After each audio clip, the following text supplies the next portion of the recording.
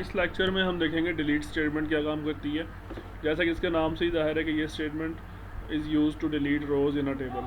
Table के अंदर जो रोज़ पड़ी हुई, जो डाटा पड़ा हुआ है, उसको डिलीट करने के लिए हम ये स्टेटमेंट यूज़ करते हैं। तो इसमें कैसे करेंगे, इसकी एग्जांपल आप देखें। आप देखते हैं डिलीट लिख के उसके बाद लिखेंगे फ्रॉम DEPT। अब यहाँ पे आपने एक बात याद रखनी है, अगर मैं सिर्फ इतनी स्टेटमेंट लिख के उसको एग्जीक्यूट कर देता हूँ तो क्या होगा कि टेबल में मौजूद जितने भी डाटा है सारा ख़त्म हो जाएगा, सारा डिलीट हो जाएगा। तो ये गलती आपने कभी भी नहीं करनी। डिलीट फ्रॉम डेप्थ वाली स्टेटमेंट के साथ आपने कंडीशन लाजमी लगानी है। कंडीशन नहीं लगाएंगे तो टेबल से सारा डाटा ख़त्म हो जाएगा, सारे रिकॉर्ड्स डिलीट हो जाएंगे। तो हम कंडीशन क्या लगाते हैं, where department number is equal to 60।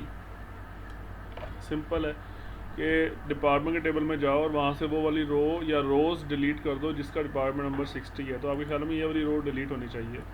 इसको हम चला के देखते हैं।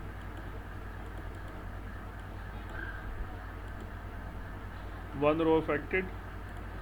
अब आप देखें, एक दफ़ा स्टैटिक करके एग्जीक्यूट करते हैं, 60 यहाँ से ख़त्म हो चुका है। तो अगर हम ऐसा करते हैं, ये सिंपल सी स्टेटमेंट है, अगर हम ऐसा करते हैं कि यहाँ पे department number is greater than 40 कर देते, फिर क्या होना था, department number is greater than 40। अब 40 से ग्रेटर कौन सी रोज़ हैं, ये 50 भी है, 60 भी है, तो ये दोनों रोज़ डिलीट हो जानी थी। ठीक है, तो डिलीट करते हुए कंडीशन पे बहुत इफेक्ट करती है इसके ऊपर, डिलीशन के ऊपर। जैसे कंडीशन लगाएंगे उस हिसाब से जो रोज़ हैं वो डिलीट होंगी। तो ये देखें, इसने क्या आपको एग्जांपल दी है, delete from EMP where E name is equal to Smith. जिसका नाम स्मिथ है वो वाली रो डिलीट कर दो।